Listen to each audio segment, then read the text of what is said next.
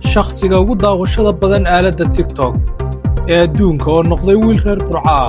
Maxamed Ordaaye ayaa saacadihii ugu dambeeyay noqday shakhsiga ugu saamaynta badan aaladda TikTok-ga. Indhaha caalamka ayuu soo jiitay qaabka uu ordaayo.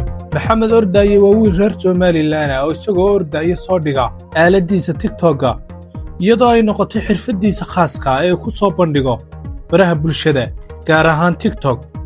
muuqaaladan uu ordayo ayaa noqday kuwo si aad ah u soo jiitay indhaha dadka, iyadoo qaar ka mid a muuqaaladaas ay gaadheen in ka badan 45 milyan oo qof ama daawadayaal ah.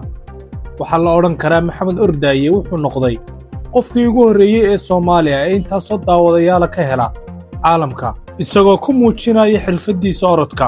muuqaaladaasi guulaystay waxay keeneen in shirkado waaweyn oo caalami ay la soo xidhiidhaan Maxamed Ordaaye, iyagoo u soo diray codsiyo iyo dalabyo iskaashi si ay uga faa'iidaystaan saamaynta uu ku leeyahay dhallinyarada iyo bulshada TikTok-ga ku xidhan. shirkadahaasi waxay danaynayaan inay taageeraan xayeysiisyo ku samaystaan aaladdiisa TikTok, aanay la shaqeeyaan Maxamed si uu u sii ballaadhiyo saamayntiisa iyo caannimadiisa. guusha Maxamed Ordaaye ma aha keliya mid ku kooban TikTok-ga, waa tusaale muujinaysa sida xirfadaha gaarka ah ee qofku leeyahay marka si xirfadaysan loo soo bandhigo ay u gaadhi karaan daawadayaal malaayiin ah oo caalamka ku kala nool.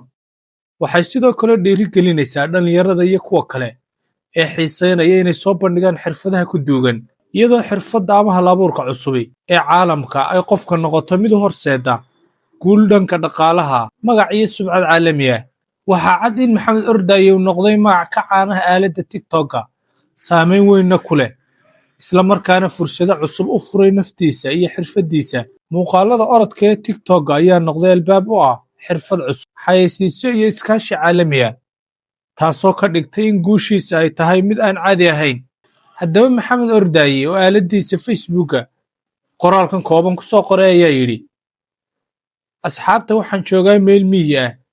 waxaan rajaynayaa inaan imaado magaalada Hargeysa si aan ula xidhiidho cid kasta oo rabta xayeysiisyo in loo sameeyo ama shirkadaha waaweyn ee raba inaan heshiisyo la galo.